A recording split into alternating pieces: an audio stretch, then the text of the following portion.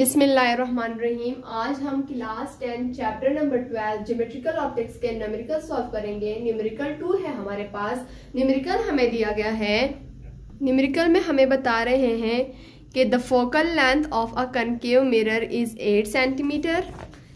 If an object is placed at 12 centimetre from this mirror, determine the position of image from the mirror, state the nature and size of the image।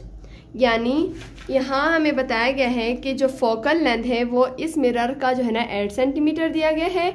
Distance of object, इस mirror के साथ जो object का distance था वो 12 centimetre है। Distance of image हम लोगों ने फाइंड आउट करना है।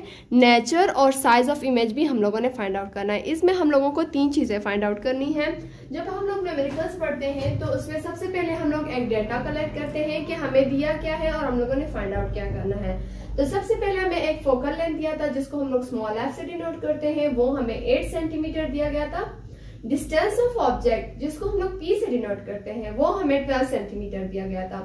अब यहाँ पे हमारे पास 2 चीजें हैं, एक ऑब्जेक्ट है और एक इमेज है। ऑब्जेक्ट को हम लोग पी से डिनोट करते हैं और इमेज को हम लोग क्यू से डिनोट करते हैं। मेरा मतलब ये है कि हम लोग ऑब्जेक्ट और इमेज को किस तरह पहचानेंगे कि ऑब्जेक्ट को पी से क्यों डिनोट करते हैं और इमेज को क्यू से डिनोट करते हैं।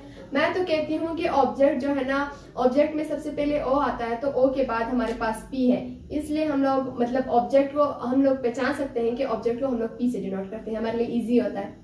दूसरी चीज, इमेज को हम लोग क्यू से डिनोट करते हैं। तो यहाँ पर हमारे पास दिया गया है कि डिस्टेंस ऑफ ऑब्जेक्ट जिसको हम लोग पी से डिनोट करते हैं वो हमारे पास 12 सेंटीमीटर दिया गया था। डिस्टेंस ऑफ इमेज क्यू से डिनोट करते हैं, हमें फाइंड आउट करना है। नेचर ऑफ इमेज वो भी फाइंड आउट करना है। साइज ऑफ इमेज वो भी फाइंड आउट करना है। यहाँ पर हम लोगों ने 3 चीजें फाइंड आउट करनी है। तो यहाँ पे हमारे पास फार्मूला है 1/f is equal to 1/p plus 1/q। f का मतलब है फोकल लेंथ, p का मतलब है डिस्टेंस ऑफ ऑब्जेक्ट, q का मतलब है डिस्टेंस ऑफ इमेज। तो सबसे पहले मैंने आप लोगों को पहले भी बताया कि जिस चीज को हम लोग कैलकुलेट कर रहे थे तो हम लोग इसको सबसे पहले इज इक्वल टू के इस साइड पे लिखते हैं, देन फिर फर्दर सॉल्व करते हैं। तो सबसे पहले इस 1/q को हम लोग इज इक्वल टू के इस साइड पे लेकर लाएंगे, देन फिर सॉल्व करेंगे। तो जब हम लोगों ने 1/q को इज इक्वल टू इस साइड पे लेकर लाए तो 1/f उस साइड पे चला जाएगा, यहाँ पे प्लस था वो माइनस हो जाएगा और यहाँ पे 1 किया जाएगा। अब यहाँ पर हम लोगों ने f और p की वैल्यूज पुट करनी है, देन फिर फर्दर सॉल्व करना है प्रॉब्लम को। अब यहाँ पर 1/q हमारे पास उसी तरह आ जाएगा। हम यहाँ पे 1/q लिख लेंगे। 1/f की जगह हम लोग उसकी वैल्यू पुट कर देंगे जो हमारे पास 8 सेंटीमीटर थी, दरम्यान में माइनस का साइन था। 1/q की जगह p की जगह हम लोग 12 का साइन 12 की वैल्यू पुट कर देंगे। तो सबसे पहले अब हम इन दोनों का एलसीएम लेंगे, फिर हमारे पास इसका आंसर आ जाएगा। एलसीएम हम लोग किस तरह लेंगे, हम एलसीएम इस तरह लेंगे कि 8 और 12। अब इसको सबसे पहले हम लोग 2 पे डिवाइड करेंगे। 2 4s are 8, 2 4s are 8, 2 4s are 8, 2 6s are 12, 2 2s are 4, 2 3s are 6, 2 1s are 2 और 3 नीचे आ जाएगा, 3 1s are 3। अब यहाँ पे 2 2s are 4, 4 2s are 8, 8 3s are 24। तो यहाँ पर इनका जो एलसीएम आ रहा है वो हमारे पास 24 आ रहा है। 1/q इज इक्वल टू यहाँ पर हमारे पास 24 आ जाता है।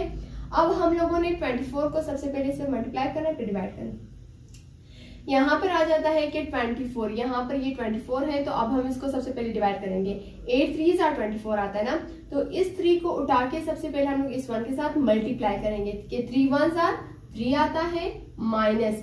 अब 12 की बारी आई है, 24 दरम्यान मेरे का 12 पे डिवाइड किया, 12 2s are 24 आता है तो इस 2 को अब हम उठाएंगे इस 1 के साथ मल्टीप्लाई करेंगे, 2 1s are 2 आ जाएगा हमारे पास।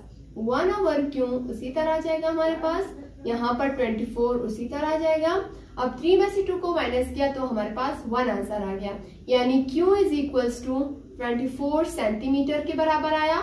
जो हमारा डिस्टेंस ऑफ इमेज था वो हमारे पास 24 सेंटीमीटर के बराबर आया।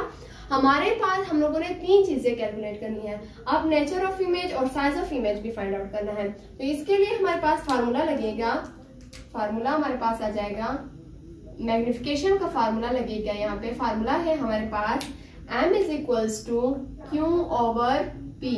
अब यहाँ पे हम लोग ये वाला फार्मूला पुट करेंगे, सोल्यूशन हमारे पास आ जाएगा मैग्निफिकेशन यानी साइज उसी तरह आ जाएगी, मैग्निफिकेशन m उसी तरह आ जाएगा। क्योंकि वैल्यू हमारे पास 24 आई थी, हम यहाँ पे 24 पुट कर देंगे।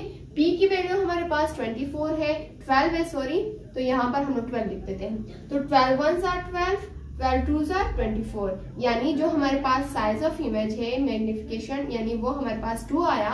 अब मैं नेचर ऑफ इमेज भी बताती हूँ। हमारे पास साइज ऑफ इमेज 2 आ गया, तो हमारे पास जो मैग्निफिकेशन आया था यानी साइज ऑफ इमेज वो हमारे पास 2 आया था। इसका मतलब ये था कि size of image is twice is that object, यानी इस ऑब्जेक्ट से जो साइज ऑफ इमेज है वो 2 टाइम्स ज्यादा है। तो ये नेचर ऑफ इमेज हमारे पास रियल और इन्वर्टेड होगा। तो इसलिए हमारे पास जो हमारा न्यूमेरिकल नंबर 2 है वो कंप्लीट हो गया। होप सो कि आप लोगों को समझ आ गया होगा।